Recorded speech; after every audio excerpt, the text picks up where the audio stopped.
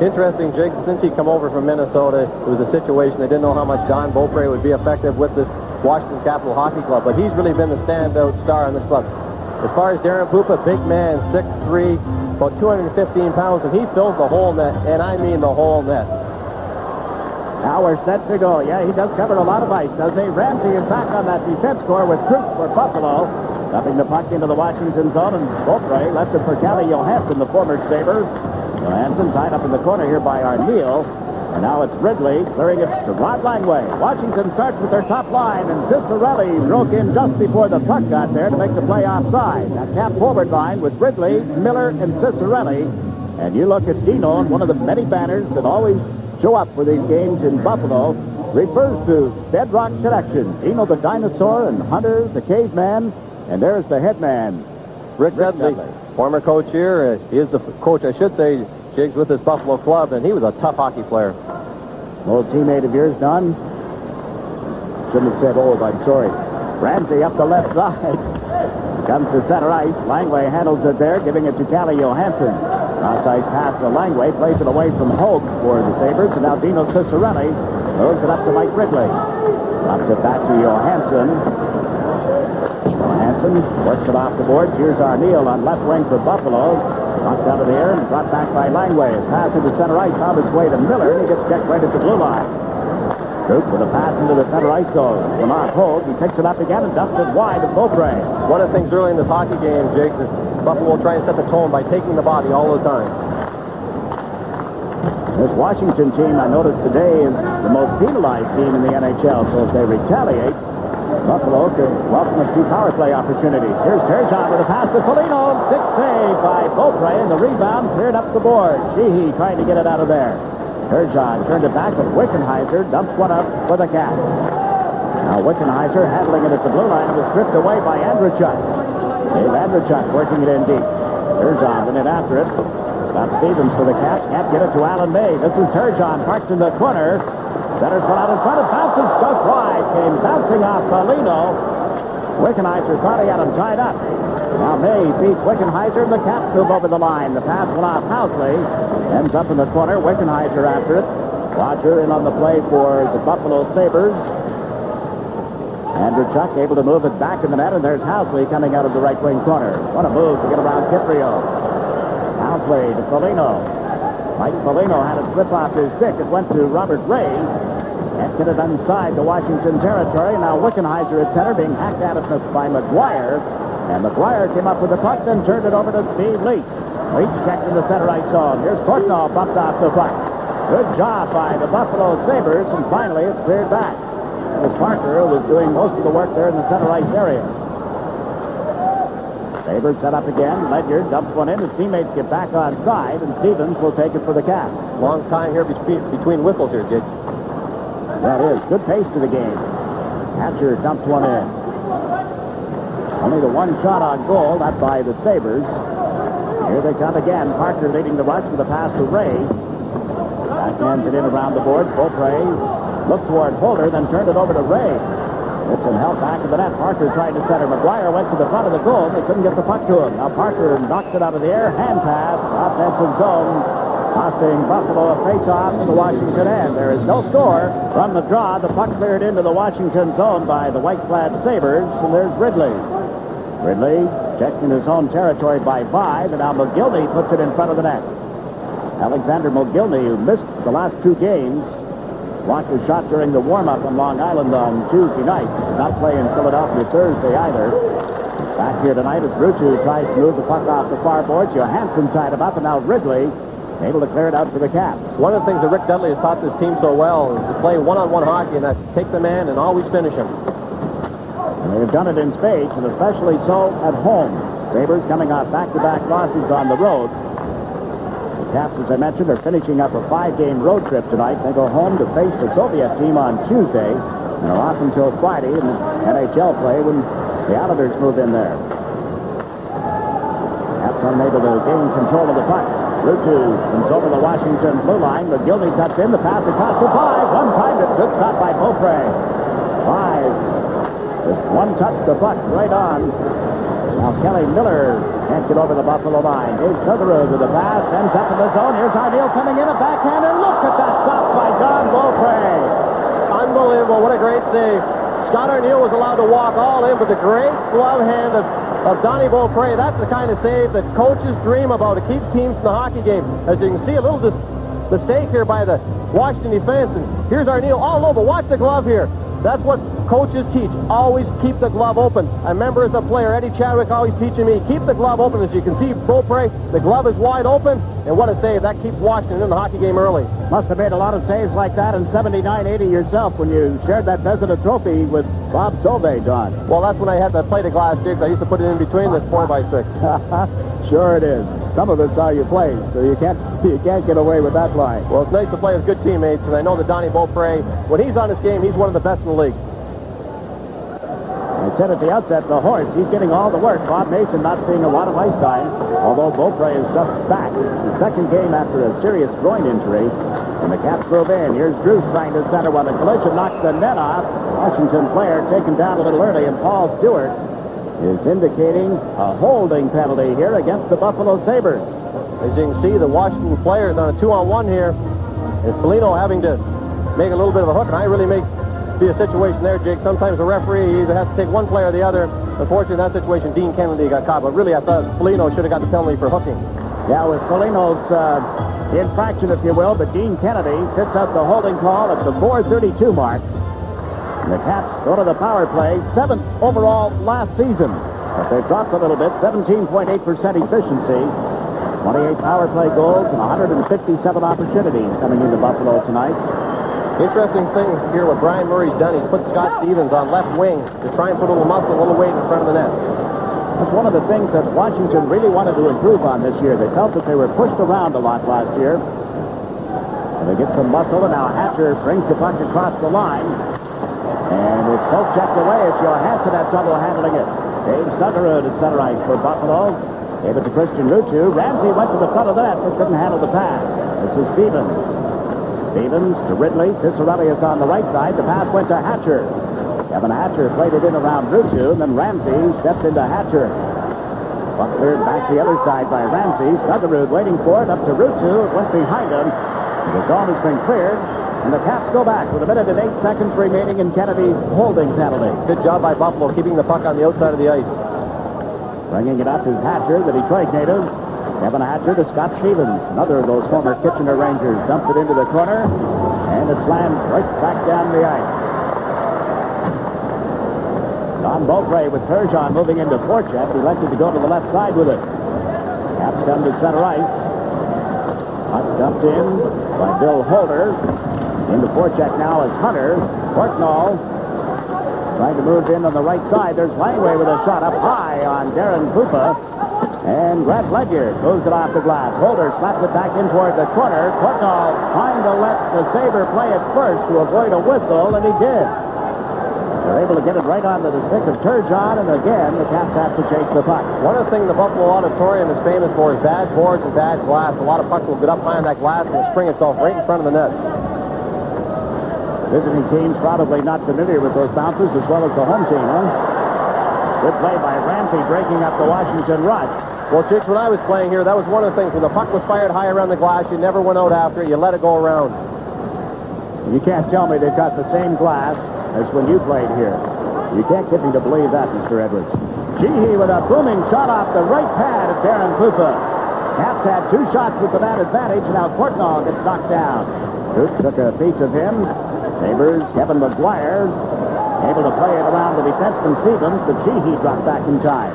Here's Ramsey with a pass off Parker's stick. Stevens with it. Played it to the right side. The Caps were in the middle of the player change. Sabres thought they had too many men on the ice. So they indeed got away with it.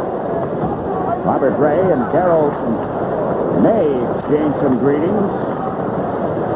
Now May trying to break up a Buffalo play at the line failed. Robert Ray goes to the corner. Scott Stevens reaches in to knock it away from him. That's it, Carroll May. It's Allen. Caps. Tough young rookie. Stevens gets the puck into center. Kiprio tipped it back into the Buffalo zone. There is no score. There's just over 12 minutes to play in the opening period at Memorial Auditorium. Scott Stevens playing the puck up the left side. Wickenheiser dumps it in, and back goes Bodger. Holder comes out to replace Stevens. Here's Rutu handling the puck at center ice. He's over the line, cutting the right wing. Bodger moves in to join the play. Rutu's pass is broken up by Sheehy and clears the zone. That's one of the things that Christian Rutu does so well, is comes over the blue line, just delays and tries to hit a late winger coming in a little late. Now the Sabres force the Caps back into their own end of the ice. Each team with 3 shots on goal. Buffalo has had advantage of the power play, but there is no scores. The puck is cleared out to center ice. Corriveau moves it to the left side for Hunter. Long shot. Hooper kicks that aside. Corriveau gets it away from Housley. Relayed it to Druce. John Druce centers. There's Corriveau, and a shot blocked and held by goalkeeper Darren Pupa. Now a scuffle breaks out in front of the net. Pushing and shoving, some words exchanged. The linesman in quickly. There is no scores. We pause now for a regional break.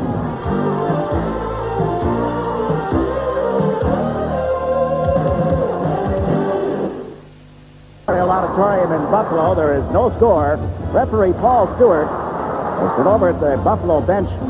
You look at the face-off dot where the draw will take place. Stewart had a long talk with the Buffalo coach, actually the entire coaching staff. I think one of the things he's talking about, Rick Dudley is so careful on, particularly on who he wants on the ice. Brian Murray is an expert of getting the right people on the ice at the right time. Dudley wants to make sure he's got the right personnel on the ice. Right now he has the Andrechuk line out there along with Silverwood. Long shot from the point, just skimmed the net. Portnoy trying to center one. It was broken up as Christian entered to the front of the goal. Christian, who has struggled a little bit for the Caps, out there with Leach and Portnoy just now. Sabres dumping one in. Foligno goes in after it. Hatcher ties him up, and here's Steve Leach putting it back in the net. Bill Holder picks it up. Holder getting a chance to play as Rouse out of the lineup. Some injury happened in a game at Pittsburgh on this road trip where he got a finger in the eye during a fight. Ivanka also missing the action tonight. He has a sprained ankle. There is no score. Midway through the opening period at Buffalo. This is Foligno on the right side. The captain moves it up to Pierre Turgeon. It's over the line with Andrechuk. The puck bobbling and cleared out by Rod Langway. Langway gets to it again. Got it away from Andrechuk and feeds it on into the Buffalo zone. Sabres try to come up the boards. Leach had that figured out. Went rink wide with the pass, but now it's brought out by Foligno. Foligno and Andrechuk with 4 Washington Caps back. Here's Turgeon holding on to it. Here Turgeon feeds the blue line. Troop for the drive. Both play the save. The rebound is saved in by Andrechuk.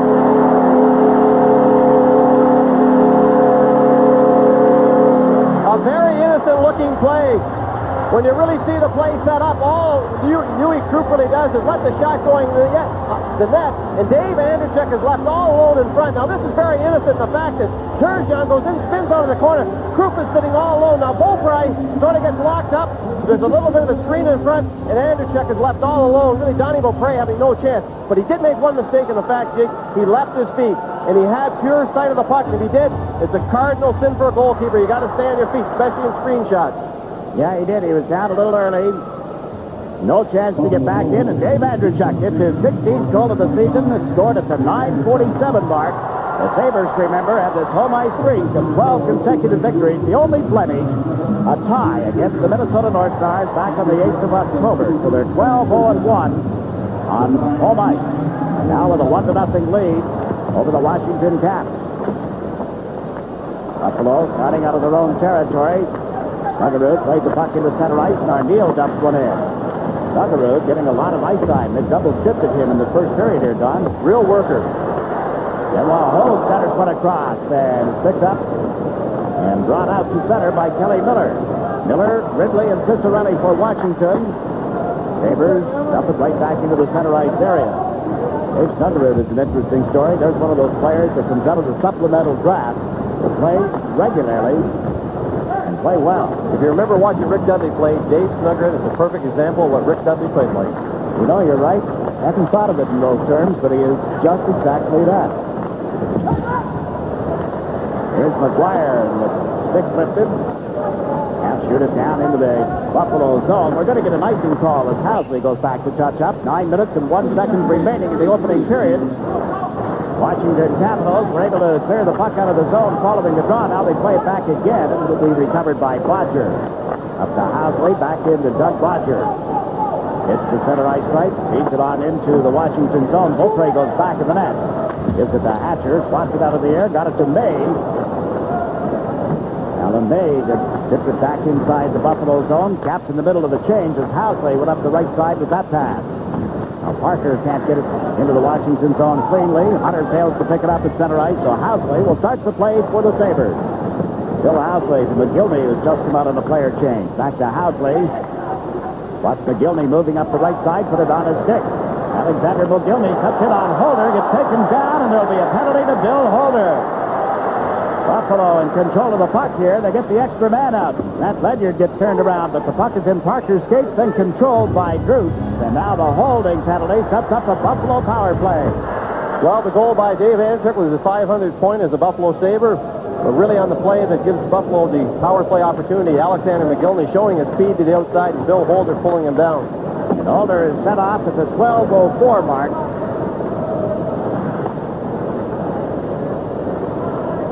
Washington penalty killing being put to the test here.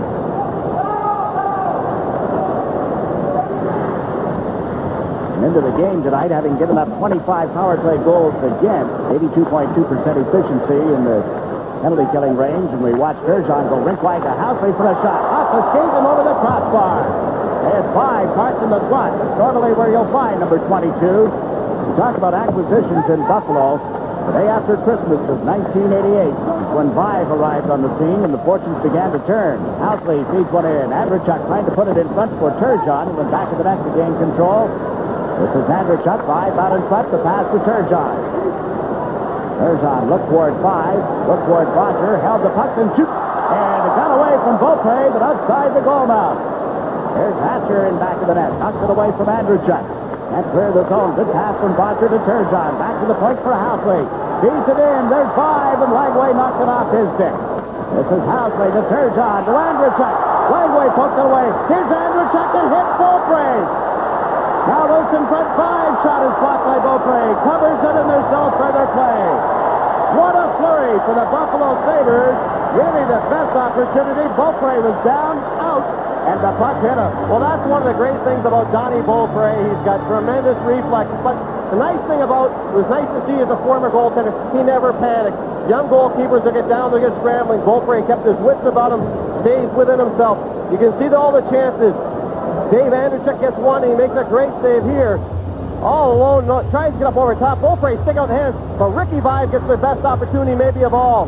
Standing just all alone in front. Beaupre's on his knees. Ricky Vive just can't get it up. The first save is a great save in the fact that he spun sideways, and when you're it's desperation at that point, Jake, but he knew what to do. He had the gloves open. Wow, what a performance by Don Beaupre. Buffalo now with 10 shots on goal. 4 of them at least with this man advantage. So Hunter is across the Buffalo line. Got the puck back and scored! Hunter, a short-handed goal. It's only the second time this season that the Buffalo power play has been broken up. Caps get their third short-handed goal, and we're tied at 1. But, Jake, how many times does this happen when a goaltender makes a big save and all of a sudden the opposition will come back down and score? As you can see, Buffalo got a little scrambled. Alexander McGillney got a little tied up here with Grant Ledyard, and all of a sudden Dale Hunter sitting jolly on the spot. Let's go, a quick shot that Darren Pupa wasn't quite set for, and as you can see, he's back in the net. He should have been outstanding on his feet. Hunter with a short-handed goal, beating Pupa at 13:38 of this opening period, so the score is tied, and McGillney comes across the line. The puck knocked away from him, held in by Krupp. Ramsey brought it over the line offside. So Hunter's goal at 13:38 is tied it. Still 8 seconds remaining in Holder's penalty.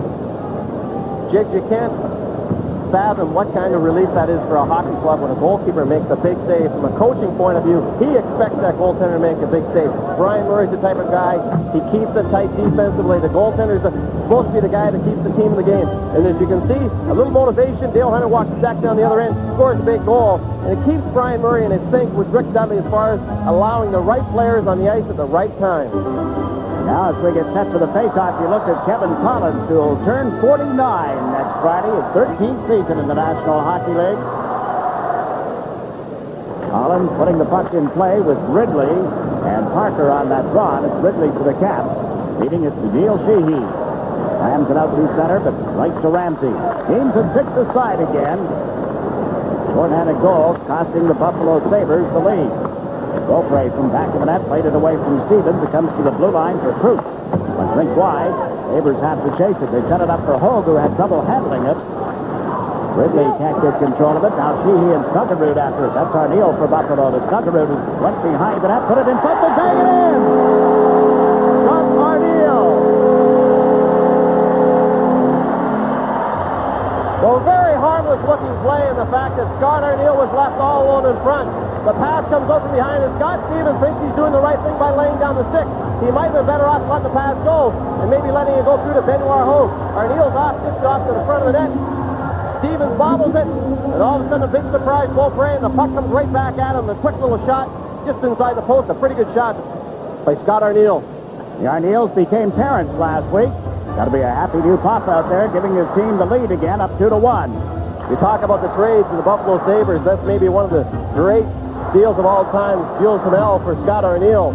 When he came over from Winnipeg, Scott Arneal was somewhat of an unknown, maybe a little bit of an underachiever. Here in Buffalo, he's really blossomed. Getting more ice time, more confidence. The two going hand in hand, of course. The Turgeon line out there with Andrechuk and Foligno up front for Buffalo. Caps countering with Hunter, Leach, and Portnoy. Portnoy had been playing with Michael Pivonka as his centerman. Christian moving into that spot with Pivonka having that ankle injury. Hatcher back in the net. Johansson picks it up. Ellie Johansson.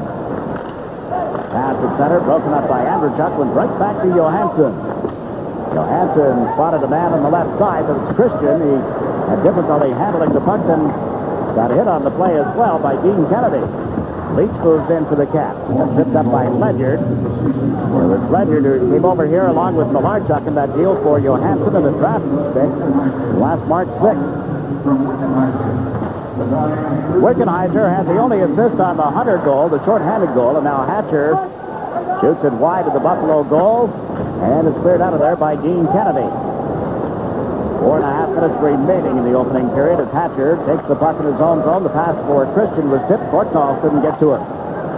Now McGuire handling it as it goes off his stick and over the board.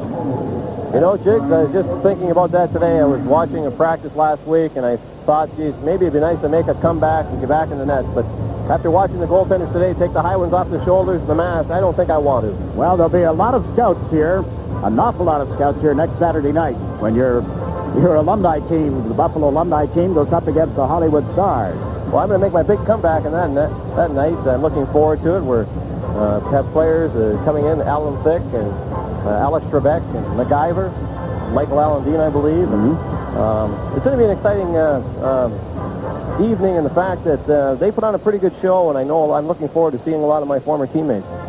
That is Saturday night here at Memorial Auditorium. Big fundraiser, the Buffalo Alumni Group. Good luck.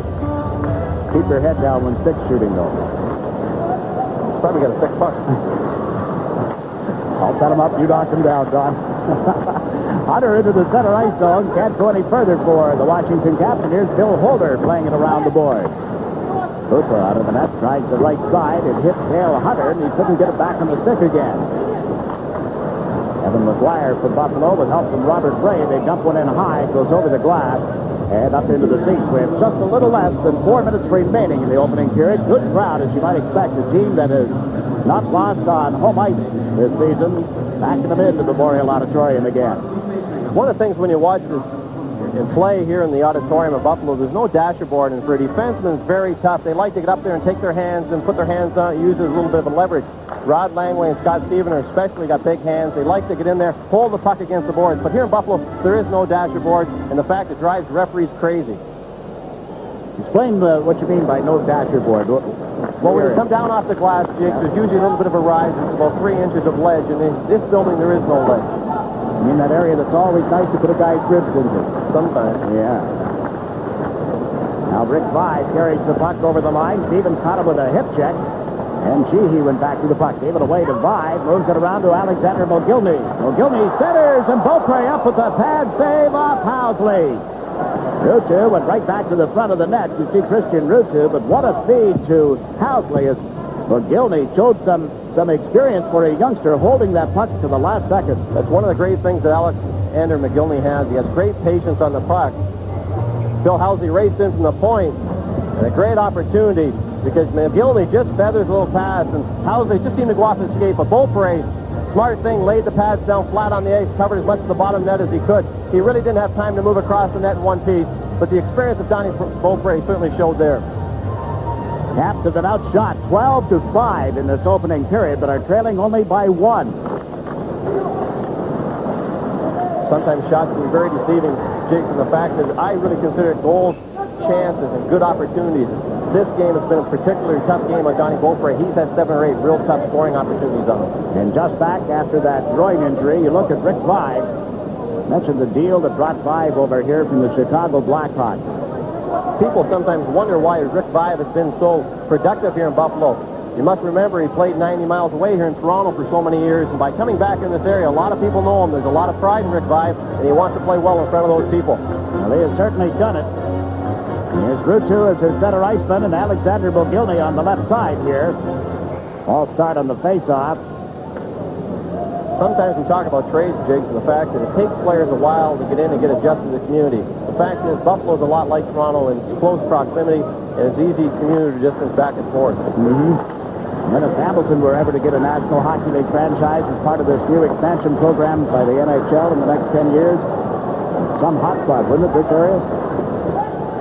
Wickenheiser battling for the puck. Around the boards it goes. Kiprios is able to clear it out.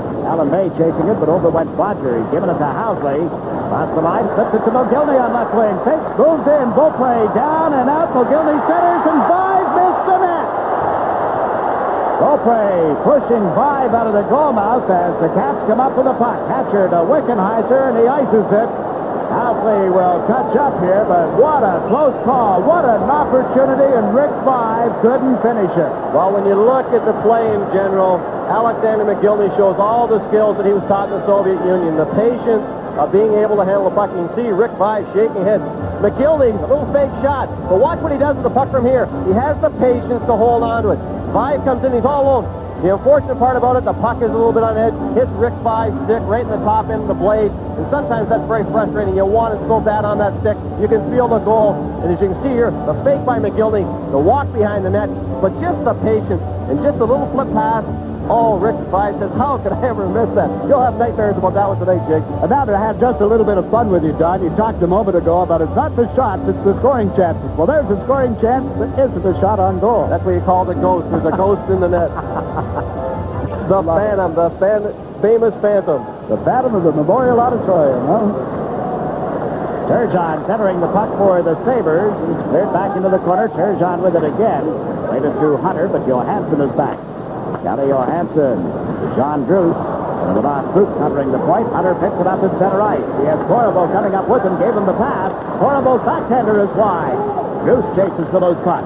Into the corner, couldn't get it back to Corriveau, and now Turgeon moves up through center, but Langway was there. This is Foligno picking up the loose puck. Mike Foligno with 4 Caps stretched out just inside the blue line, was forced to dump it in, and Langway takes it back to the net. Up along the boards, it bounced. And back in over the line, and offside is called with 2 minutes and 3 seconds to play in the first period. Very interesting situation, the way that Washington and Buffalo build their 2 operations. The patience of one management compared to the other. The amount of deals that one management has made over a period of 4 or 5 years compared to the Buffalo-Washington situation. We'll talk about that later. Yeah, Washington's certainly more active in the trade market, although there are rumors of trades involving a couple of players not in the lineup tonight for Buffalo, possibly occurring. Hold with a centering pass to Stuggerud, and he couldn't get around Holder. This is Dino Ciccarelli. We talk about trades. That was a big deal a season ago when Ciccarelli came over for Gardner in the deal with the Minnesota North Stars. Offside against the Caps. Well, Mike Gardner's off to such a fast start in Minnesota. He's got all those power play goals, but Dino's really struggled. But one thing I like about Dino, he has the patience to be able to handle the puck, and he's so effective off the side of the net. I think once he gets in and gets adjusted to the Maryland, Washington area, I think he's going to be a productive hockey player. It takes a year to adjust to that situation. And he's at his best when he is being a bit of a disturber, irritating the other players, just sort of a pest constantly. Maybe not one of the more popular players with the opposing teams around the league, but that's all part of getting the job done. Well, that's one nice thing about Dino, though, because he's feisty. He reminds me of Ken Lindsay all the time. Lindsay's always sticking his nose in front of people. Dino was a lot like that in his younger days. And then he got hurt. And then remember, Jason, the fact that when he scored the 50-goal-year season, he forgot what really got him there. And the fact was he was always in front of people. When you lose that style, it's very tough to get back at. And I'm sure as the time goes on, Brian Murray will stress to Dino he's got to get his nose back in front of people. Well, he's got some line mates now that will get the job done. Ridley and Miller, and with Cicerelli doing that type of thing. You see the puck going out of play here and getting a whistle. That should be a very productive line for the Caps. Well, I think one nice thing, too, is Mike Ridley handles the puck so well, and Kelly Miller is a very patient hockey player. He's a real worker. But Ridley will give Dino the opportunities. I think it's the patience with the whole Washington club. They haven't scored a lot of goals this season, but as the time goes on, they're in a tough division. Everyone's still pretty bunched up. It's time this team will come together. They're playing well on the road. They've got to get their act together at home. Yeah, exactly. And they're going home for only one game. I mentioned it's the conclusion of a 5-game road trip. They go home for one, plus a game with the Soviet touring team Kimmich of Voskressensk. And then it's right back out on the road for 3 more. This is their second 5-game trip in the first half of the season. And here the Sabres setting it up for Arneal, and he couldn't get a shot away. Good job by Miller to come back and tie him up. Kelly Miller handling the puck. Over center ice, on into the Buffalo zone on left wing. Can't get around Cruz. Mike Ramsey is playing so well for the Sabres these days. Gives it up the left wing to Arneal. Overled Benoit Hogue at center ice, and it's Rod Langway giving the puck to Scott Stevens. Now to Dino Cicerelli. Cicerelli's pass at Kortnall, trying to step through the defense. Out comes Pupa to play it toward the corner. Ramsey with 38 seconds remaining. Buffalo leading by a score of 2-1. It's McGillney on right wing. Can't move in around Hatcher. You notice on that move how McGillney went to the boards and cut back to the inside, but left the puck on the outside of him. He is something fun to watch. It's going to be a little tough to play with, perhaps, until he gets used to some of those moves. 18 seconds left in the opening period. Here's Phil Housley carrying it to center ice. Across the Washington line. Up toward the corner. Holder is there. Vide takes the puck away from him. Rick Vide puts it to the side of the net, covered and held by Beaupre. Beaupre pushes Rutu out of there, and then Hatcher finishes the job. Exactly what he said earlier in the period, Jake, about this Washington team trying to show their strength and their muscle. Buffalo's gotten to be a big club. It's important for Washington to make sure they show the muscle, not allowing Buffalo to continue to take the body. They've got to be able to force the play a little bit. Talking to the Washington coaching staff, that's exactly their thinking. Last year, they felt that they were pushed around. It's important for them to win. Apparently, the real feeling, I guess, comes out of that series with Philadelphia, that they were not as strong as they should have been, and therefore the deals and the call-ups, the Kiprios, the May, a lot of people who played in the American Hockey League last year and just happy to be here and want to work as hard as they can to stay in the Caps lineup. Hunter will take the face-off. Erzon played it through him, and Holder wraps it around the board. Bodger got a stick on it, and there's the horn to end the opening period. Well, somewhat of a scrambly period. The fact that 2 of the goals that were scored, Jake, were a little bit off scrambles, mistakes. There's some pretty good goalkeeping on the part of Donnie Beaupre. He really kept the Washington team close.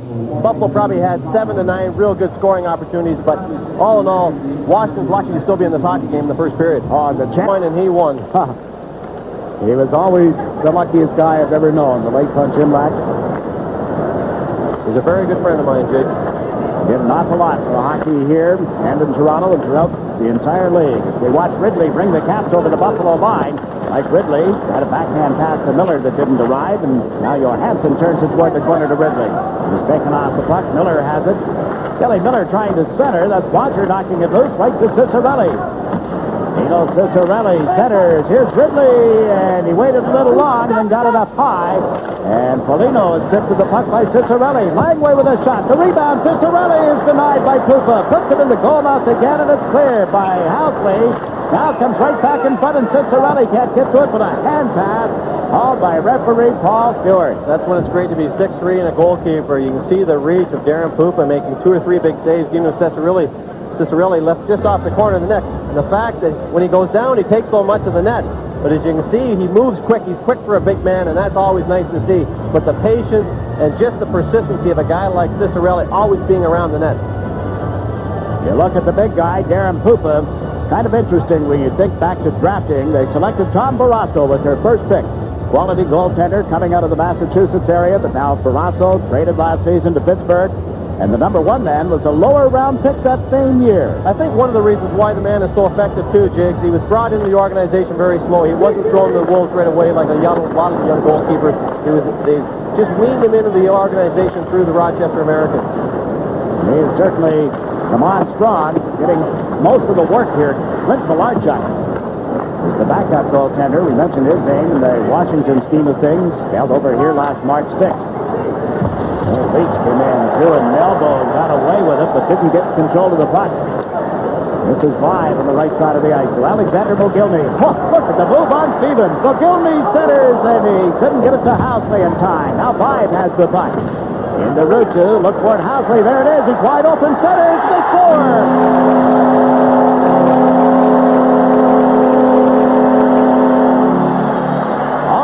With Mogilny, and it's capped off by Rick Vive. Buffalo leads 3-1. Well, Housley really makes the play, and the fact he just controls the puck. He sees Vive coming in the slot, but really, the centerman with the Washington Capitals got out of position. He should be in the top of the slot looking for the third man coming in. But Rutu, what a great pass he makes to Housley. And Housley with a little dump pass to Vive, and Vive, when you can't hit that 6x4, he had the opportunity in the first period. He says, if I miss this one, I'm going to be benched for the rest of this game. High five at the Buffalo bench. Rick Vive is the 11th of the season. What a play by Housley. It comes at 1 minute and 24 seconds of the second period. The Sabres lead 3-1. History shows that Buffalo has won 40 times, lost only 8, and 6 times games have ended tied when these two teams have met. Buffalo's home ice record 21-4-3, but their only visit last year, Caps won it 6-4. One of the reasons what people forget about this building, Jake, it's a small building compared to the rest of the National Hockey League. And when they do get a lead, they can go into a real tight checking style because they don't have to skate as far. You're always on top of the men. Yeah, it seems like even the crowd is right on top of you here. There's a long shot. Skips off his stick in front of the net. Gabriel plays it back now. Parker dropped the stick up and down over the head of Alan May. May is going directly to the Washington bench for some medical attention. If this is a 5-minute major, which it probably should be, Washington's going to get a heck of an opportunity here to go back and even the game out. At the same point, the seriousness of some injury like that, you can see Alan May immediately reach for his eye or around his eye. And sometimes that's always the worry of a coach and a trainer. You never like to see a player get seriously injured. So Stan Wong, the Washington trainer, attending to Alan May. The officials huddled there along the boards as well. First thing they want to see is if there is blood. That would determine whether or not there is a major penalty, although it isn't the entire determining factor. Let's see how it occurred. Well, sometimes you can see the player going around the net here, but the fact is, being tripped and sort of losing the balance, always the sticks come up. Unfortunately, maybe not something that was provoked or something that was handled, but at the same point, Alan May was the recipient of that situation. As you can see, Jeff Parker chasing Alan May and losing a little bit of the balance. Stick gets up here, Jakes, a little bit. He didn't really mean to do this. This is an accident by all means. Unfortunately, with a new rule in the National Hockey League, if you do get the stick up, you cut someone, you're out for the game. It's a game misconduct in a 5-minute major. It's not a bad rule in some ways because it's really taken a lot of the instigation out of the game. Well, it has, and I think at the same time it has tried to teach the players to be in control, a little more respect. I think a lot of the respect for the head and the facial area has crept out of the game with the masks, the face shields, the helmets, that type of thing, and just be a little more in control of the stick. Personally, I think it's a great move. If you look across the United States and Canada, even throughout the world that hockey is played, all young children today wear face masks, and it's a natural instinct when somebody's coming at you to lift the stick to protect yourself. And it doesn't matter if it's in the National Hockey League or a young child that's learning how to play. The fact remains the stick should be always carried down at the feet. It's supposed to be kept on the ice. Now Washington with a chance to get back in here with his power play. Stevens able to get the puck to Ridley. Cross ice to Cicerelli, back to Johansson. Lets one go. It's blocked. And back towards Stevens. Held it in and turned it over, and Proof brings it up for Washington with a pass to Rutu. Sugarud on right wing, breaks in, shoots off the goalkeeper's catching glove and just wide. Beaupre has made at least 5 big saves with that big glove of his tonight. Now Cicerelli brings the Caps across the line. Fed Johansson for a shot. That was blocked by Proof. And it's cleared out by Dave Sugarud. Number 3 is Scott Stevens. All-star defenseman with a pass to Ridley. Ridley slipped away from the check of Arneal. Gave it to Cicerelli, and his shot blocked by Pupa. Down to make that save. He's so big, Jake. When he goes down, he still covers the top part of the net. Yeah, he really does. That 6'3" frame, 191 pounds, takes away just about everything. Now Johansson held it in at the blue line. He was able to get it to Miller. To Ridley, he's checked by Fruit. Arneal after it, battling Mike Ridley, and the Sabres are able to clear the ice. This has been one of the problems with the Washington Hockey Club this year. This power play just hasn't been quite as effective as what it should be. Scott Stevens with a lead pass to Hunter. Comes over the line. Dale Hunter holds it. Had it timed perfectly for Hatcher until the last second, and then it was broken up by Stuggerud. This is Hunter with it again. He has the only Washington goal of the night. Goes cross ice to Hatcher. Hatcher over the line. The puck knocked loose. Hunter recovers it. It's poked away from him, and now a late whistle on the offside. Still 3 minutes and 23 seconds remaining in the major penalty. Parker gone for the night with that high sticking penalty. One of the concerns with the Washington Capitals Hockey Club is keeping Dale Hunter on the ice. He's always, since he came over in the trade from Quebec, always been sort of an instigating type of player, a guy that always intimidates a little bit, a very forceful player in the way that he muscles himself into situations.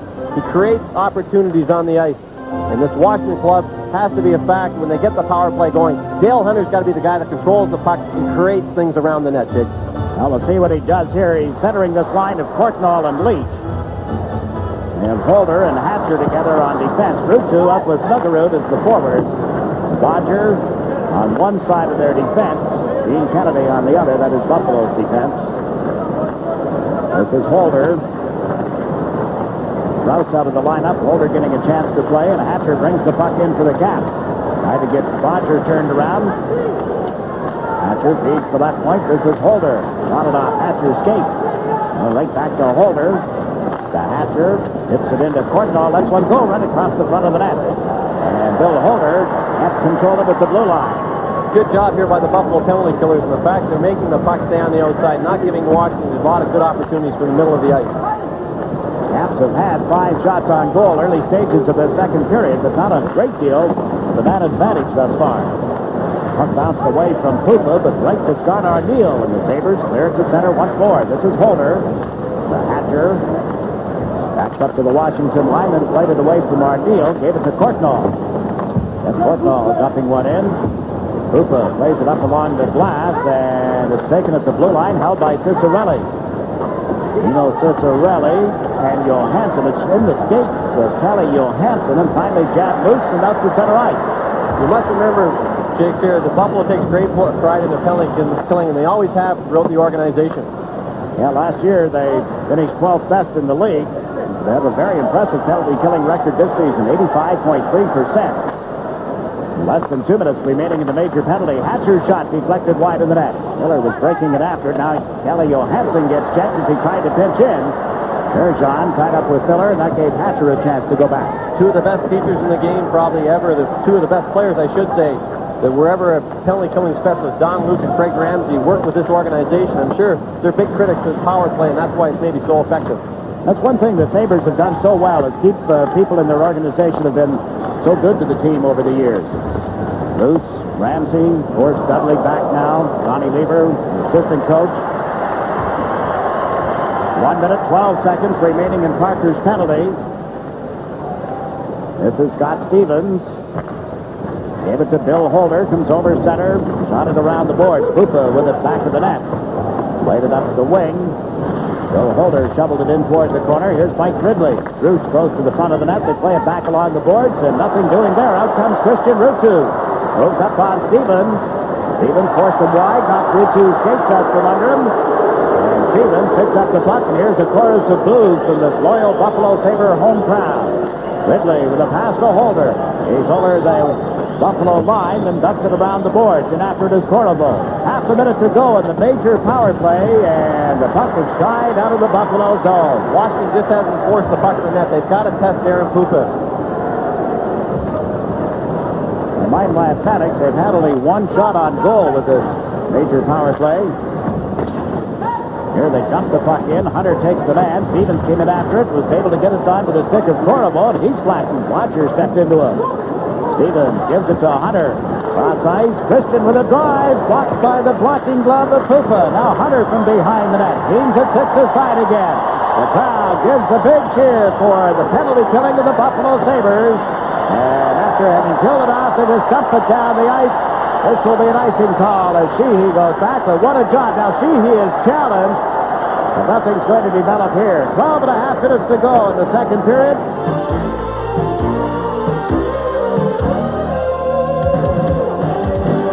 Here, Don. Well, I'm not sure. All I know is that was one of the things I worried about when I was in the net. I believe that's a camera shot from up in the top of the building. Sometimes they use it for some of the concerts here and things like that, but an interesting view of overall Memorial Auditorium. Well, a balloon that's been up there probably since opening night of the Sabres 20 years ago in the National Hockey League. There's not a whole lot, maybe one last gasp left in that thing. How would you like to have been the guy to put the mirror up there, though, Jake? Still trying to figure out what the mirror is for. I've never seen that up there in all the visits to Buffalo. Interesting thing here, in 1993, they've got the World University Games, and there's a lot of speculation and hope that they'll build a new auditorium here. Really? That's Philadelphia, Chicago, Boston. All the old buildings are going to disappear from the league. Well, the problem is right now they want to do a renovation of this building, but really the new thing in the National Hockey is build these big super box arenas. Mm-hmm. And you just wonder where the new arenas are going to be with 7 teams due to join the National Hockey League in the next 10 years. Andrew Chuck trying to get to a loose puck. He stepped in front of them. There's Langway playing it up the board. Buffalo with a 3-1 lead on home ice. They have not lost here this season. 12-0-1 coming into tonight's game. If they can win here, tie their team record, they could establish a new one perhaps on Wednesday when the Boston Bruins come in. Those hated, despised Bruins when you talk about Buffalo-Boston hockey. This one isn't over yet. 2-goal lead for the Sabres. Ciccarelli around the check. Can't pick up a loose puck. Good play by Housley to knock it loose, and McGillney at center ice gets it to Hogue. Plays it in around Hatcher. And Hogue tied up in the corner. McGillney there. Kiprios trying to freeze the puck. In and out of the skates of Hogue, and finally Paul Stewart blows the whistle. Jake, you were talking about the situation with the hated rivalry between Boston and Buffalo. When you look at the two buildings, they're both undersized, so both teams are very effective in each other's building. When Boston comes in here, they feel very much at home. The only difference is the different crowd level. There's maybe a little bigger crowd here in Buffalo than there is in Boston. Boston, they have the tiered effect where the fans really feel like they're on top of it. Here in Buffalo, they're still on top of it, but maybe not just quite as much. And I didn't mean to say that the Bruins were hated. They are hated. They're despised here in the Buffalo area when they come in here to play as the visitors, the opponents. Not a great deal of love for the Boston Bruins team. That's setting up Wednesday, and the Sabres still have to get through this game. Horrible comes out with the puck. While we're away, Alan May returned from the Washington dressing room. On the bench now, the Sabres forced back into their own zone. Ramsey takes Corvo to the boards, knocks the puck loose. Good job by Troop moving it up the far side. That's Robert Ray. He and Hatcher get the sticks up a little. Now Hunter has knocked out the puck. Able to get it to Troop. John Troop ends up in the seat of his pants, and Troop has the puck. D.A. Troop comes to center ice. 3-on-2 at the Washington line. Troop finally does get it across the blue line as Hatcher went right to him, and that long shot steered aside. This is Hatcher. Stumbled a little, but he's still able to move the puck through center ice, and Bodger hustles back for the Sabres. Hatcher had the mind in front of him to put the puck ahead of him, not to try and hang on to it. Just push it up, let his teammates hang on to it. Washington played broken up now, and Turgeon parks just inside the line. Sent it to McGuire. Andrew Chuck open. It's centered off the stick. Here's Housley with a shot that missed the net. I think Beaupre got a piece of that puck. You goaltenders, you're probably right. If the shot was right there, now McGuire tries to put it back in the net. He got it to Turgeon. A wrap around. Beaupre down. They bang in a loose puck, and it's centered just wide by McGuire. That's the forechecking of the Pierre Turgeon line. Now the Sabres are back in as Portnoy picks up a loose puck. Shoot pad saved by Puka. Portnoy didn't get a lot on it, but had the chance. Molino will come in the line. Plays it in around Stevens. Picks it up again. Trying to give it to Turgeon. Turgeon spins away from Johansson. Centers his Housley, and he couldn't hold the pass. Housley going in off the point, joining the play, and Polino from back to the net gives it to Turgeon. Turgeon centers. Beaupre steered that aside as Housley was open again. This is Jeff Portnoy for the Cats. The pass Onto the stick of Christian. He shoots that blocked by Andrechuk. He puts one high in the air, and that ends up in the seats directly below it. There's the Washington player, Alan May, who went to the dressing room for repairs after that high stick delivered by Parker. Parker's gone for the night. May is back, and you look now at Darren Pupa. Sometimes the player just goes to the dressing room just for precautionary reasons, just to check him out.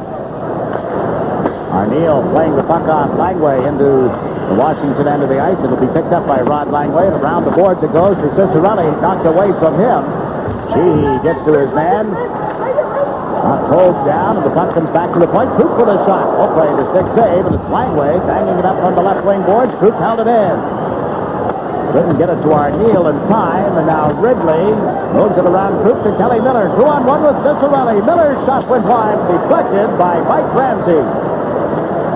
Sabres clear the zone and come over center ice. Into the Washington end and giving it to Ramsey. Back to Troop, right up the slot. He shoots. That went wide on the deflection and goes out of play. 8 minutes and 29 seconds left in the second period. One thing about Uwe Krupp, when he first came from West Germany, he was a little hesitant about coming in and hopping into the play. He's now the type of player, he has lots of confidence in himself, so he breaks himself into a hole, and here you can see him walk right in the slot. And Neil Sheehy and Johnny Beaupre making a little bit of a save. I believe Beaupre got just a piece of that shot with his toe, and you can see Dave Snuggerud just sitting off the corner net waiting for that rebound. Good play by Johnny Beaupre, being able to control a little bit of the rebound, kicking it over the glass. Fine play by Ramsey, spotting Troop, giving Troop the chance to go right up the seam there. 3-1. Sabres in front of the Capitals. Chicks, when you see Uwe Krupp, I was one of the critics. I never thought this guy would ever make it to the National Hockey League. He's a big man. He's 6'4", 6'5", goes about 225 pounds. But he has a tendency at times to play the West Germany European style. He locks onto a man instead of just feeling where the man is. Yeah, that's a good point. I agree with you. When I first saw him, I didn't think he would last too long, but he has developed. He's learned the North American game. Skating, I think, is a lot better than it used to be. Now Wickenheiser back to that Buffalo goal, trying to get the puck away from Grant Ledger. Good forechecking job here by the Caps. Sabres tighten up. It's Kennedy got a big chunk of May taking him to the boards. And Buffalo up with the puck. Rutu to 5, and Holder broke up the pass. Rutu dumps one in. He's met smartly on the boards by May. Washington starting to take the body a little more at the moment. Here's Kiprios with the puck.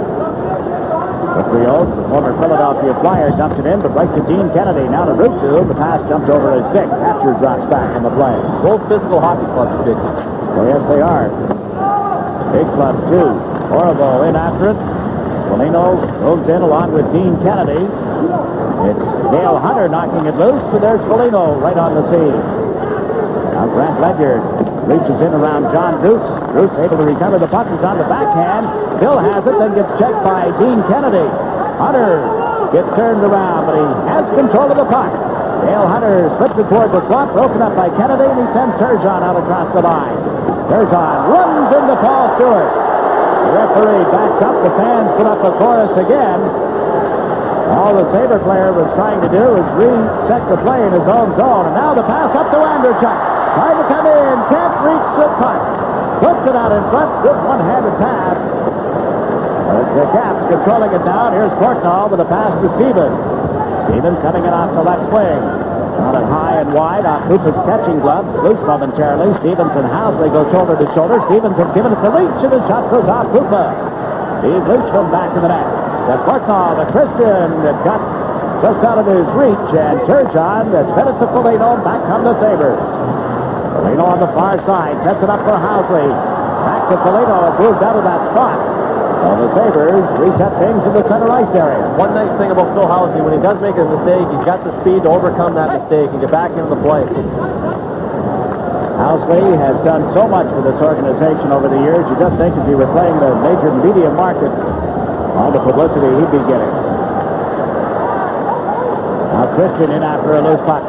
Leach was completely tied up on the play, and the Caps are forced back out towards center ice. Langway is there. We have a little less than 6 minutes to go in the second period. Buffalo with the only goal of this middle period thus far. Taking a 3-1 lead on the Washington Capitals. Here's Rod Langway. Rolled up by Rutu. Langway managed to get it to Cicerelli on his half wing. Dino Cicerelli. Weak shot blocked in front. Roger moves it up the left side. Ray bangs one into the Washington zone and finds its way to the left side. Kelly Miller has dumped it back inside the Buffalo zone, and here's Kelly Miller right back in after it. Miller draws a couple of Sabres toward him, puts the puck back in the net for Ridley. Miller cruises through the slot. Ridley to Ciccarelli, pulls the goaltender, shoots and scores! Ciccarelli goes upstairs, and the lead is cut to 3-2. Well, what created the whole play was just the hard working behind the net. Washington was able to get that big goal, but the fact was the play was made in behind the net. Good hard forechecking, and when you see Ciccarelli in front of that, he has the patience to hang on to it. He walks around. Mike Ramsey gets standing a little flat-footed. Pupa goes down. Ciccarelli's got the smarts to fire it upstairs. Wide open net. Pupa should have tried to follow him across in one piece, but a tough play. The fact that how fast Ciccarelli was moving across, but a smart play by Ciccarelli. He is now the leading goal scorer for the Capitals. That's his 13th of the season. Coming at 14:55. He and Ridley come into the game with 12 each. Kelly Miller with 11 and Jeff Courtnall with 10. And Hunter with his 10 tonight, and now Ciccarelli with his 13th. And the Sabres lead is cut to 3-2. That's what the Washington Capitals made this trade for with the Minnesota North Stars to get Ciccarelli. He isn't expected to be a 50-goal scorer. Kyprios has come out with Wickenheiser and May for Washington. Sabres with the forward line of Holt, Snuggerud on the right, and Arneal on the left. Half defense is Holder and Hatcher. Horseback is Beaupre, leads the puck for Bill Holder. Holder's pass tipped, but Wickenheiser is there, took his eye off it, comes outside the line, and brought back by Kyprios. Kyprios puts it in the far corner. May and Ledyard there. Ledyard lost the puck. The Caps fire one off the skate at the side of the net. Rebounded right to Hogue. He feeds it up to Ledyard. He and Arneal over the line. They crisscross. Hogan on the play as well. Ledyard dumps it around behind the net. Snuggerud and Hatcher go shoulder to shoulder. The puck ends up on Hogue's stick. Hogue trying to get away from his check, and Wickenheiser grabbed a hold of him. There's going to be a penalty against Washington. The Caps control the puck. The Sabres will go to the power play. The strength along the boards of NHL hockey. As you can see, Benoit Hogue to hustle. And you see Wickenheiser getting a chance. Wickenheiser trying to tie up Benoit Hogue. But Hogue to hard work. And sometimes it's frustrating to a player because he's just getting out-muscled. There's Wickenheiser sitting out that holding penalty called at 15:45 of the second period. Buffalo leading by a score of 3-2. Now with the man advantage here.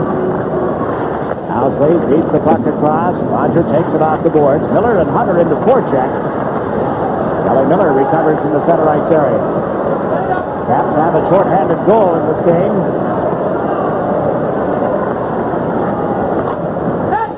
Now the Sabres trying to move it through center ice, but Sheehy was back. Here's Sheehy. Spots an opening and dumps it down the ice. Key period in the game here, Jiggs. Washington has to stop Buffalo from getting on the board and getting another goal. It's late in the period. They don't want to go into the dressing room at the end of the second, 4-2. Dave Andrechuk moves it in. Yeah, 2-goal deficit in this arena is certainly not what you want to have to work with going to a third period. That's exactly what Buffalo wants, and they have the puck. Rick Five gives it to Housley, back to the blue line. Five feeds it to Roger, lines up for a shot, blocked in front. Andrechuk has it. Dave Andrechuk into Pierre Turgeon to Five. It's poked away by Beaupre. Didn't get in front of the net in time, and now Johansson has shot the length of the ice. Good job there by Langway and Sheehy. They just switched off. When the puck went in the corner, Langway went on and Sheehy slid back, and vice versa. Sabres get to center. Turgeon got it right back, and now Miller slams it off the boards again. Sabres in the middle of the player change. Got caught. Here's Christian coming in. Shoots off the left arm of Cooper. The rebound by Miller is right on. Ended up in a catching glove save, and Foligno handles the puck. Quite obviously, in the Washington scouting report, was set to go high on Pupa. You see Dave Christian, a good high shot. Sabres got caught actually setting that up with the change. Bad change at their center ice area. And now Ledyard takes the puck back into his own zone, but the penalty has been killed off. Wickenheiser is out of the box, and we have 2 minutes and 12 seconds to go in the second period. Ledyard dumps it in. Beaupre leaves it back in the net. It's picked up by Hatcher. The Hunter off the boards instead, and Dean Kennedy plays it around. Out into the center ice, or to the slot, I should say, and the diving, sprawling save by Beaupre. Good stop off Hogue. Benoit Hogue with a wide open net. A great save by Donnie Beaupre. Talked about that 4-2 lead. It was almost there. This is Ramsey. Laid it up the right side on Stuggerud. Stevens over to knock it away from him, but he's put it in the Buffalo player's bench. Mike Foligno makes a great pass here on the Benoit Hogue stick. Unfortunately, just can't get it up in the air, but a great save in the fact that Donnie Beaupre kept his team in the game late in the second period. That's the type of save a coach wants to see, because he goes to the dressing room now with the opportunity to say, hey guys, we're still in the hockey game, it's 3-2. We've got one period to get this thing a big win. Yeah, Beaupre really holding them in with that stop. Washington, though, has had the majority of shots on goal, maybe not the territorial edge that you would expect. The way they've outshot Buffalo in this period. Haven't had that many good scoring chances, although they have had shots on goal. I always say shots are deceptive. It's scoring opportunities, good quality scoring opportunities. Now we watch as Holder brings the puck over the line. Set it on to Courtnall quick. He found an opening, and Puka comes up with the save. Courtnall, albeit off balance as he got it away. Holt goes to the left side. Long shot by Stuggerud just missed. Comes back to Groot. Groot plays it back in the net. This is Stuggerud. Tied up in the play by Rod Langway. Ridley crisscrosses. Left the puck for Cicerelli. He's over the line. Drops it back to Courtnall. Courtnall centers. Nobody there. Cicerelli on the right side. Tries to put it in front of the net. It's broken up, and Groot brings it to center ice, giving it to Stuggerud with 38 seconds left in the period. Stuggerud works it behind the net, picked up by Scott Stevens. Stevens beats Cicerelli on right wing. Cicerelli with Corriveau and Hunter. Now Cicerelli will get a rest. Housley back to the puck, gave it to McGillney. Couldn't handle it. Hatcher in deep, goes back to the Buffalo goal, and taken off the puck by McGillney. McGillney sidesteps Corriveau's check. And Housley beats it up the left side. 12 seconds to go in the period as Hatcher controls it again. Hatcher's pass is to Corriveau. Played it over the line, but Doug Bodger wheels it right back out again. Hatcher knocks it down, and Stevens comes over to play it as the horn sounds, ending the second period. Well, they split a couple of goals, and Washington still in this hockey game, down by 1. Buffalo trying to prolong their home ice streak, trying to make it 13 consecutive wins and 14 games in a row on home ice without a loss. Trying to establish something. They seem to be in control, but that late goal by with a 1-goal lead. Hogue backhands the puck down into the Washington zone. That's Calle Johansson back for it. Played it around to the right side. Stephen Leach moves it on through center ice, and Krupp goes back for Buffalo. Krupp and Ramsey, the defense combination. Arneal, Stuggerud, and Hogue, the Buffalo forwards. For Washington, that's Langway trying to get to a loose puck. In comes Hogue, pulls the goaltender. Beaupre makes the save. Good move by Hogue, a better move by Don Beaupre. Well, first of all, you see the speed of Benoit Hogue, but more importantly, you sort of see an aging Rod Langway here. He just doesn't have the speed that he once had. As you can see, Hogue races for the puck. It's almost a foot race here. And Hogue, having the youth, just skating a little quicker than the aging Rod Langway. But then the save by Beaupre, getting that big mitt on again. He's made at least 5 or 6 big saves with that big mitt. Maybe it's illegal, Jigs. I don't know. I used to have one like that, too. I remember the first time I ever played in Montreal. I shut out the Montreal Canadiens 4-0, and after the game, Scotty Bowman questioned how big my glove was. You're kidding. Was it legal? I'm not saying. Don. I'm not saying, Jigs. Don Edwards. All I know, it's in the fireplace now. Let's see, how long have you been retired? Only 2, 3, 4 seasons? 3 seasons, huh? 86, 85, 86 was your last year. I may come out of retirement to bring that big glove back. Uh-oh. For the old time. For the old timers game, Jake. Only for that, huh? With 7 new teams, you've got to be getting the itch again. Somewhere during the next decade, 208 wins, 155 losses, 77 ties. I look also at the fact that there were 16 shutouts in the career of Don Edwards, 14 of them during his career here in Buffalo. So he must have had that big glove and the small ice and everything going for you. I don't see another expansion team in Buffalo. That's one of the problems. Telling me you won't move, huh? Courtnall with a pass to Christian. He's across the line, drops it for Cicerelli. He got checked by Mike Foligno, and here's Pierre Turgeon coming up. Foligno moving up, moving away to crisscross. Turgeon holding the puck. Center just out of the reach of Mike Foligno. That comes John Druce for Washington. Druce trying to get in around Ledyard. Back to the net, centered it, just out of the reach of Hunter. Hatcher comes in off the plate. Walks right in on goal, pulls him. Oh, what a play in the goal mouth. And Pupa down, and what an outstanding play turned in right there. Number 2016, Kennedy with an outstanding move. Sometimes defensemen are goaltenders' best friends, and that's a perfect example. And he backed it up by going and getting the goaltender's stick. Taking it back to Pupa after he had lost it, and now Buffalo has iced the puck.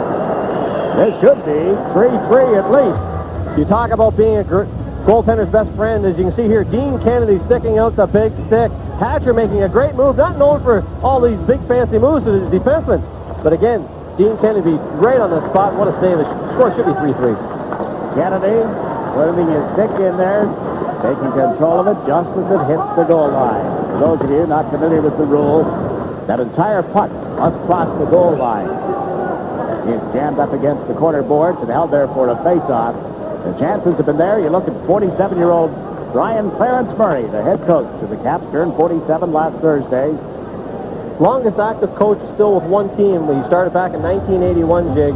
I give this man a lot of credit. He's been through a lot of criticism in the last 3 or 4 years, but he seems to stick in there. He has a great rapport with his players. The players really have a lot of confidence in Brian Murray and his staff. If only they could win. If only they could get out of the Patrick division. Winning during the regular season is one thing. Winning in April and May is entirely different. And the Caps' history just is not what they would like it to be. Rutu chasing a loose puck. Sabres have a 20-year history video that's available as of this week. They also have a book coming out chronicling their 20 years in the National Hockey League. We're outside here at the Washington Blue Line. So there are a lot of things going on. We've heard all about the Vancouver celebration of 20 years in the league. Sabres are matching it step for step. Well, it's nice seeing some of the old players coming back. We're going to have a very entertaining night Saturday night against the Hollywood All-Stars. And the fact is, you know, you look at these young players, there's a lot of older players still living in the Western New York area. It's a great place to live. It's really not known. Buffalo is really known as the snow, but Western New York is a beautiful place to live. Jakes, a lot of players, when they retire, come back to this area. Sound like a real estate agent. You realize that? Well, maybe. I can't say, Jakes, but this is a great area. You've been here before, have you not? Oh, many times, yeah. Clark Gillies, several players that I've known well over the years rave about this area. It's a great hockey atmosphere, too. I know the Buffalo Bills, when they're on a high note, as they are right now, the Sabres really get secondhand sort of nose to the newspaper, but the Bills are struggling now, and the Sabres are on a high. Bills were on a high until this afternoon when New Orleans knocked them off. There'll be a lot of depressed people tomorrow. And how? The Caps trying to get even here. Johansson with a shot. Bad save. Johansson blasted that one from about 10 feet inside the blue line. Now Ridley goes into the corner. The puck knocked away from him. Controlled by Group. Up left to the right side. This is Stuggerud crisscrossing with Holt. Stuggerud regains control of the puck. The drive was blocked by Langway. Mike Ridley set by Ramsey. Johansson can't play it through center ice. Group has it inside the Buffalo territory, giving it to Stuggerud. Dave Stuggerud hits the center ice strike and dumps it in. Stuggerud and the U.S. Olympic team in 1988. Told the story before, but I don't know that it was on Sports Channel America, about the fact that his mother was one of the judges, figure skating judges, selecting the team to represent the U.S. Olympic figure skating group. Well, I guarantee you he's no figure skater. He's just a hard work grinder. Stevens moved in. The puck knocked away from him. That's Sheehy getting back in a hurry. Neil Sheehy reminded us before the game that his mother would be watching, so he said nothing derogatory about the Sheehy family tonight. Neil has played very well. Here in National Falls, Minnesota. Yes, sir. Now to center ice, the Washington Capitals, led by Dave Christian. Play broken up. Andrechuk with it. Dave Andrechuk. Had it knocked off his stick. It came back to Doug Botcher. Puts it in the Washington zone.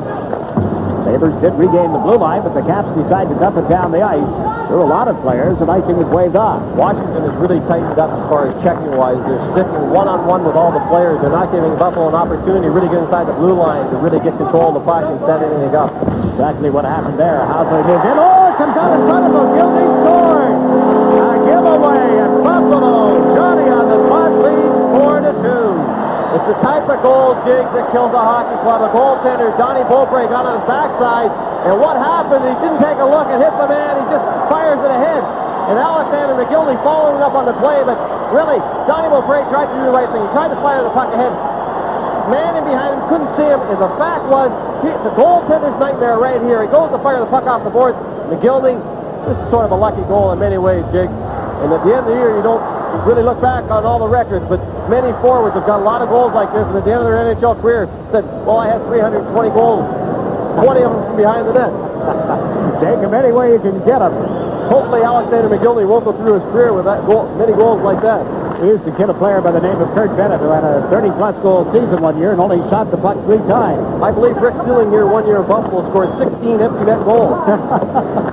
Well, McGillney gets his 5th at the 4:41 mark, and Buffalo gets a little breathing room as a result. They're up 4-2 over the visiting Washington Capitals. Let's see, John Bruce checks in the center ice zone. They got McGillney. Good pass by Rutu. Good play by McGillney as he stepped around Holder and then got checked at the last second.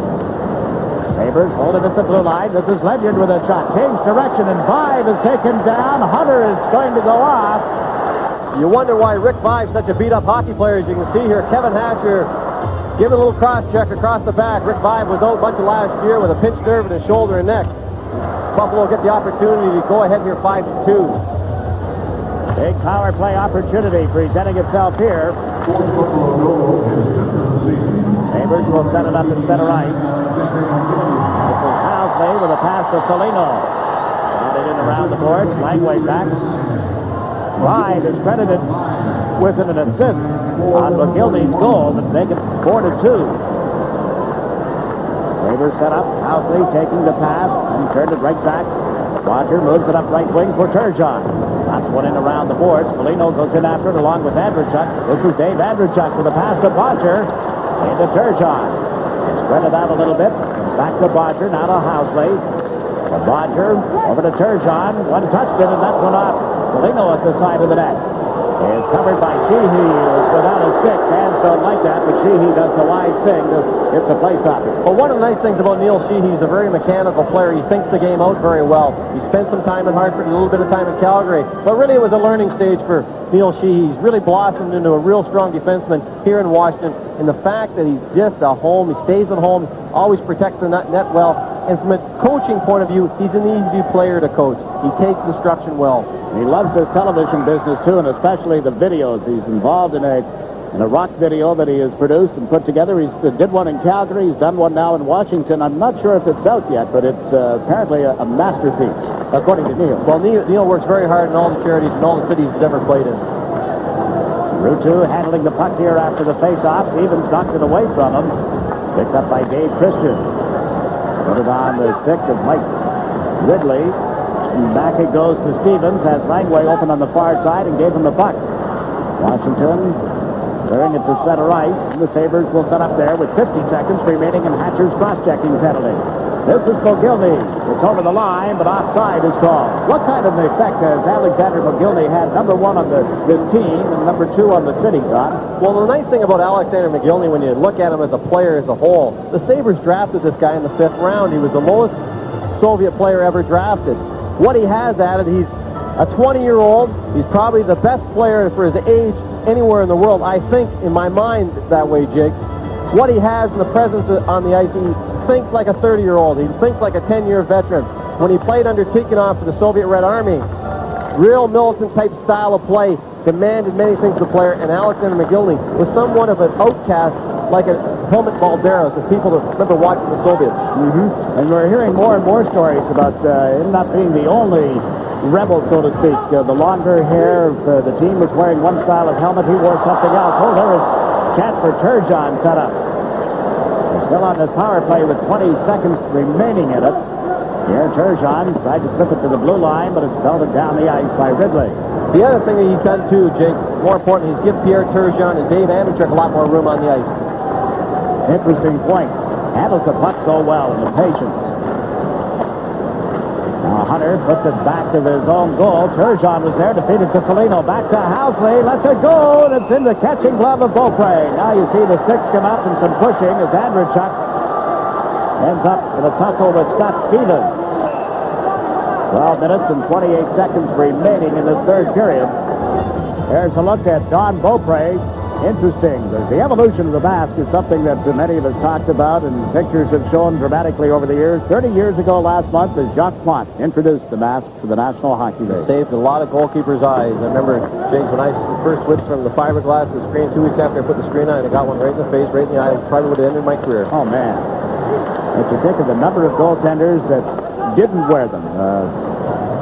Brown, can't think of the first name right offhand, but you goaltenders, I'm sure, remember. Well, I was the first goalkeeper to switch from the screen, from the fiberglass to the screen, and that mask is going to the Hockey Hall of Fame. I've got the mask at home right now, but it will go there. Along with so many others, Gary Cheevers, with all the stitch marks on that old fiberglass mask that he used to wear. A lot of them take it very seriously in the decorating of the mask. Some expensive paint jobs are done. It was a lot of expensive stitch work. That's what you should be saying. There's been some strange masks over the years, too, haven't there? Well, I remember when I was just a child growing up, my father, I still remember the Toronto Star, used to come out with magazines, feature a player every week. This particular week, they sent home a picture. My dad brought home a picture of Kerry Sawchuk, and it had all the little stitch marks on his face where he'd taken stitches, like 2,030 stitches. I still remember it. And I remember him putting this picture in front of me. He says, "Do you really want to be a goalkeeper?" And you said yes. Well, my uncle was, and I said, well, maybe I'll take the opportunity to. But, you know, goalkeeping in many ways, Jake, they think of it as a dangerous position, but you're well protected. Look at the incident last year of Clint Larchuk. All the arenas have good quality doctors, good professional people, and anything major does happen, there's always people there to look after you. Some veteran fans, I'm sure, are scratching their heads saying, was his uncle Roy? Sure was. What a family. Now at center ice, Johansson brings the puck over the line. Tries to feed it through. Didn't have any help arriving. Now Kortnall gets to it. Slips away from Ramsey and dumps it to the far corner. That's Wise. Playing it out through center ice, and back goes Johansson. Now to Johansson with a pass to Scott Stevens. He gets bumped on the play, and Wise put it right back in the Washington zone. The Caps don't get to it. Sabres beating to the puck, but then it's turned over, and now comes Cicerelli to Hunter. Hunter moving in on Ramsey, cuts to the left side, gave it to Kortnall, and the shot blocked by Ramsey.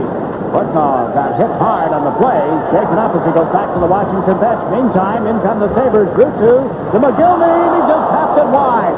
Oh, did he get himself open? McGillney with it again.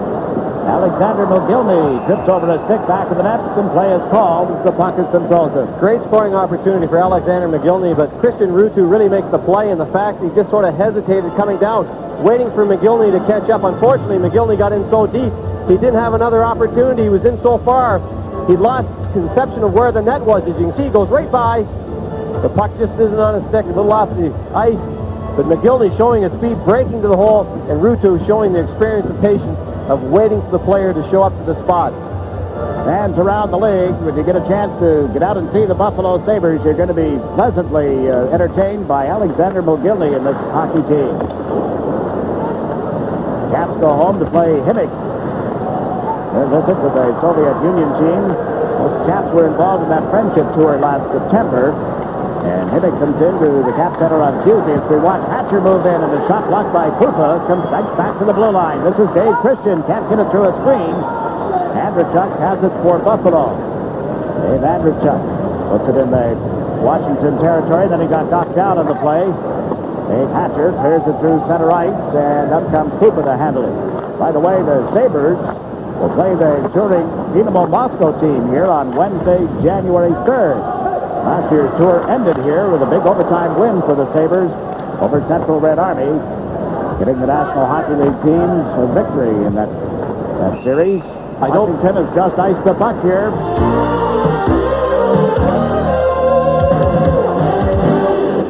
Donald with Don Edwards at Memorial Auditorium in Buffalo this Sunday night. The Sabres with a 4-2 lead, a 12-0-1 home ice record. Last year, they won 25 games on home ice, lost 12, had 3 ties. They won only 13 on the road last season. They've won 6 away thus far this year. This is the first meeting with the Washington Capitals, and they tried to slip one out in front, only to have it broken up by Scott Stevens. He's given it to May. May dumps it in. Kiprios is in after it. Takes Dean Kennedy into the boards heavily. Sabres get back into their own zone here. Wickenheiser had it, lost it. It comes back to the point for Sheehy.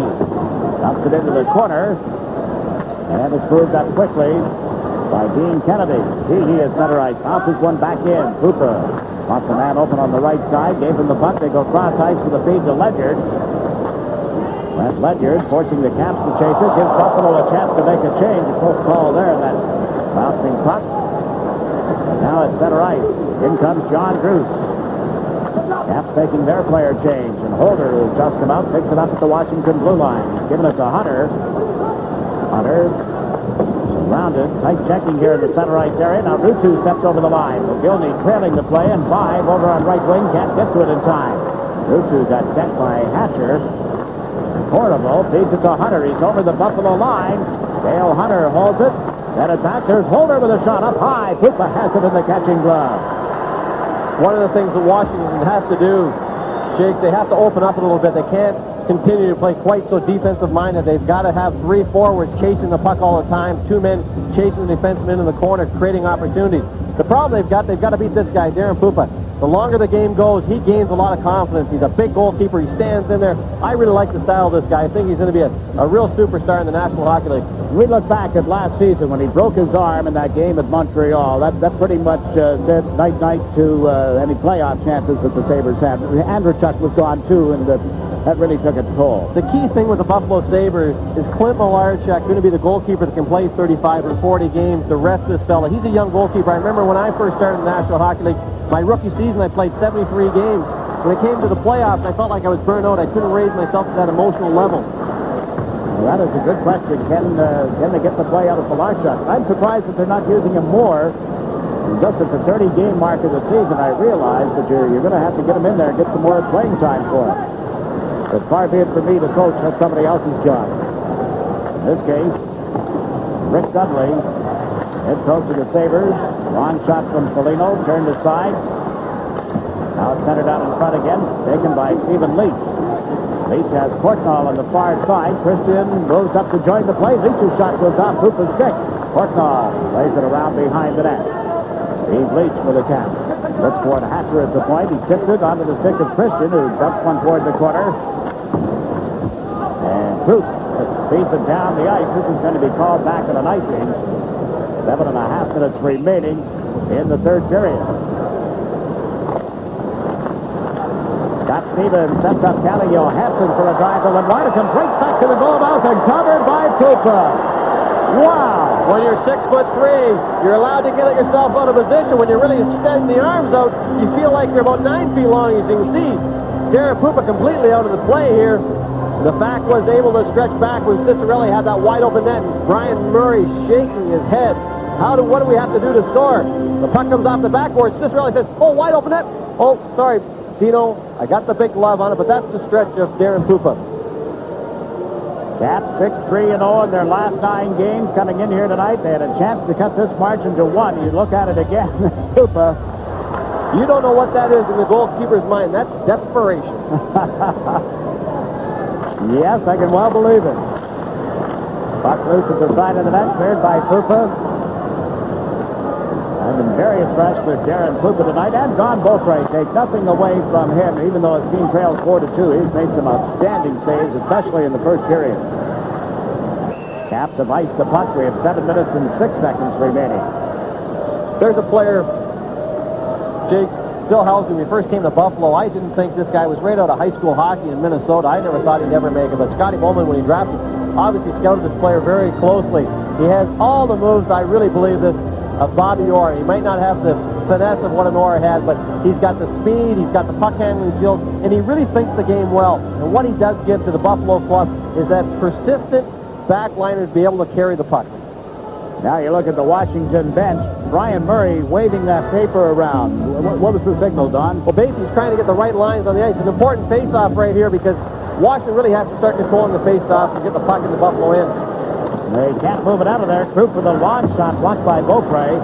Ramsey held it in. Huggerud puts it back to the net. It's taken there by Scott Stevens. Sidesteps the check. Lost the puck. Arneal can't get it back to the blue line, and up comes Kelly Miller. Miller through center ice. Has Cicerelli with him. Gave him the puck. Cicerelli to Miller. Cuts in, and it's knocked off his stick. Again, Pupa. Big play in that Buffalo goal. Seehee rattles it in around the glass. 6.5 minutes to go in the third period. This is Croup. Right up to the right side for Stuggerud. Out to Holt. Ball goes over the Washington line. Sheehy steps in front of him. Neil Sheehy gives the puck to Dale Hunter. Hunter being chased by McGillney as he moves in off left wing. Centered one that's picked off by Housley. Then Hunter steps into Housley, and McGillney comes over to help. Moves the puck outside the line. It's picked up by Five. Five picks the pocket of Sheehy on the play. Puts it in front, but right to Stevens. The outlet goes to John Druce. Druce can't get over that Buffalo line. Then he's hit hard by McGillney. Another aspect of his game that we hadn't seen. He's certainly got that aggressive nature, and that comes with the Soviet Red Army team. They were a tough team when he first started with that hockey club. Now it's center ice. Korovo gets it over the line. Yeah, the Red Army team that basically won the World Championship, Olympic gold medal in '88. Team that has produced several players now for the National Hockey League. Langway moves it up to Korovo. It's knocked away from him. Langway recovers with 5.5 minutes to go in the third period. Caps down 4-2 in Buffalo. This is Hatcher with a pass to May. May trying to move in on Pierre Turgeon. Initial line. The puck goes loose. Covered by Ledyard. He shot it off May. Comes up the left wing side. Kiprios can't get a stick on it. Hatcher watching Turgeon as he moves down. Hatcher took the man. Holder took the puck and turned it over to Foligno. His pass blocked by Wickenheiser. Jake, Buffalo has 3 men back all the time. No chances. Not giving anything here. In their own zone, they're able to clear the puck out. Holder with it at center ice.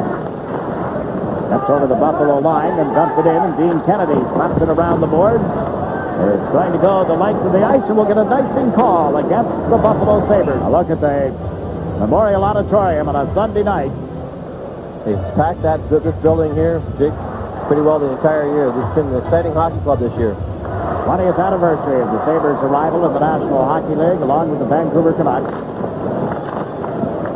2 years later, Atlanta and the New York Islanders came on the scene, followed in 1974 by the Caps and the Kansas City Scouts, now known as the New Jersey Devils. Here's Dave Christian for Washington down the left side. Tried to feed Courtnall. The play broken up. Good play by Troop. Out he comes. 3-on-2 at center ice. Troop has given it to Stuggerud. Arneal open on the left side. The pass broken up in front. Now Johansson couldn't clear the zone after having broken up the pass. Now he feeds it to the left side out of the reach of Courtnall. Sabres have the Caps back on their heels a little here. Good forechecking job. Arneal. Stuggerud. Stevens takes him into the board. Up played around to the right side by Calle Johansson. Go back the other direction to Christian. Up to Courtnall. Courtnall. The Cicerelli moving it off the wing. He shoots up high on Pupa. The rebound comes loose. Centered out in front. There's Hatcher reaching for it. Hatcher checked by Ramsey, but big Kevin Hatcher was able to hold it in. He plays it through Housley. Chases it back to the net. Hatcher putting on a show. Takes the puck to Courtnall. Rubbed up by Housley's check. And it's Scott Arneal controlling for Buffalo. Arneal with a big goal in this game tonight. Andrechuk, 5, and McGillney at the others. Sabres top 4-2, and up they come with a pass to Ruutu. He's over the line. Hatcher trying to get back, and he checks Ruutu. There's Hunter controlling it back to the net. Slaps it off the glass into the center ice zone. Simple case where Ruutu was skating too fast for the puck. Exactly what it came down to. And Hatcher able to control it, and now Sheehy has it for the Caps. Sheehy across the line, flipped it through Bodger's skates. Good play by Housley to come over, and he dumps it through center ice. For the last 4 minutes, Jake, for the first time in the hockey game, the Washington defense are starting to finally hit man and rush the puck themselves. Watch Langway as he goes back to the net. McGillney chased him in there, and Speed went to Hunter up the middle. Dino Cicerelli cuts in off right wing. He shoots past save. The rebound there for Hunter. Centers, and Korovo put it in the catching block. Korovo going to the backhand is beaten by Pupa. It's still 4-2. First of all, Darren Pupa making a big save here off of Dino Cicerelli. Then the rebound comes out, and Ivan Korovo, a quick shot.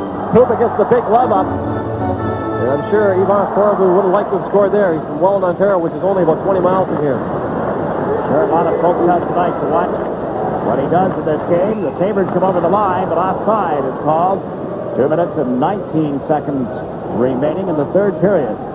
The longest home winning streak from the beginning of a season in NHL history is 11 by the Chicago Blackhawks.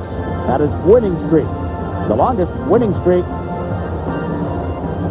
on home ice in one season is 20 games, set by the Boston Bruins 1929-30, and tied by the Philadelphia Flyers in the 1976 season. Well, that record could be in jeopardy. Rick Dudley, he should be given a lot of credit. He uses his bench strength very, very well. Very good for a rookie coach. He's got his team up here 4-2, looking for their 13th consecutive home ice win tonight. And that would tie a team record going back to 1972, and their next opponents, the Boston Bruins, who are coming in here on Wednesday night. Then the Sabres will repay that visit going to Boston next weekend. Caps go home to play the Soviet team, Himmick, and then they have the Islanders at home on Friday night before going out on another 3-game road trip. Here's Arneal with a pass to Turgeon to Housley, and he shot one wide. Hunter with it for Washington. Long pass onto the stick of Holder. Marks just inside the line. Roger couldn't knock it away from him. Hunter comes in after it now. Dale Hunter to Corriveau. Corriveau slips it in front. Sabres tighten up, and it's Housley clearing the zone. Hatcher puts it back in. Krupa will leave it for Bodger. 1 minute, 5 seconds left. No indication that Washington is interested in pulling Don Beaupre from the net. Here's Hogue across the line. He shoots. That's wide. Puck got through Corriveau. Now he picks it up at center. Steps over the Buffalo line with a pass to Wickenheiser. Wickenheiser centers one. Hatcher goes after it. There's Ciccarelli with a shot. Deflected, and Krupa out of the net. Turns it right back to Ciccarelli. Can't get it away from Snuggerud. And Hogue sends Arneal to center ice with 40 seconds to go. Buffalo really taking no chances here. Just dumping a puck down, letting Washington regroup, and just getting a fresh line change on the ice. Caps have dumped the puck down. Ramsey touches up. That's an icing against Washington. The Buffalo Sabres are 26 seconds away from tying their team record. 13 consecutive wins on home ice. The only blemish, that tie with the Minnesota North Stars. It'll make it 13-0-1 as that final 26 seconds ticks off. For the first time in many years, though, Jig, the Buffalo Sabres finally have some depth. Players that are sitting in the stands that are creating an atmosphere for the 20 players that are on the ice. They have to work hard to stay in the lineup. They've got players like Shepard and Tucker, and these players haven't played very much, and they're 30-goal scorers. So the 20 players that are dressed, they have to go out and put on a good performance. They've got to give it 100%, 110% effort. But they pulled together as a team. They're a young team, and Jerry Meehan did a terrific job in putting this club together. You know, there are a lot of different ways to slice home ice records.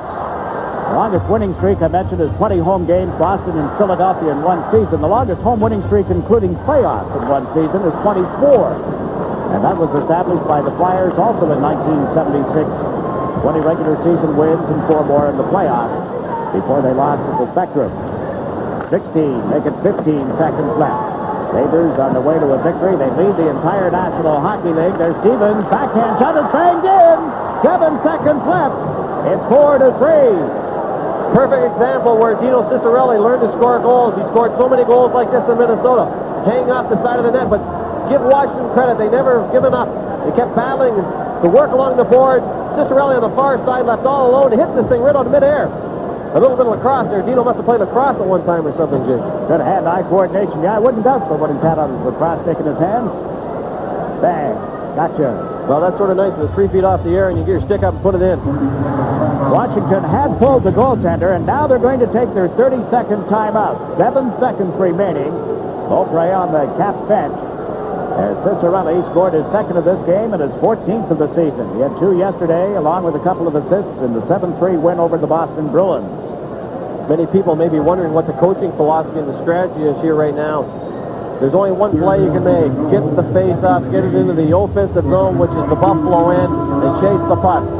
Don't try and make the big play. Work as a team. You can't really have the one effort from one individual. It has to come from the 6 individuals that are on the ice, Jake. On that Washington goal, it's Ciccarelli's 14th from Scott Stevens, and Dale Hunter scored at 1953. Ronnie Lever.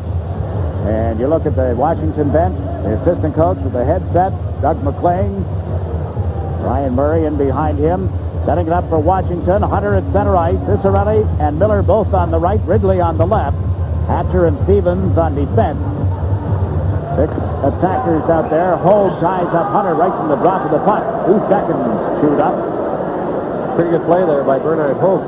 The fact that he had the smarts to think that if he did kill the play right there, it took a couple seconds off the clock, it didn't allow Washington to get control of the puck and fire it into the Buffalo zone. 2 seconds, so important.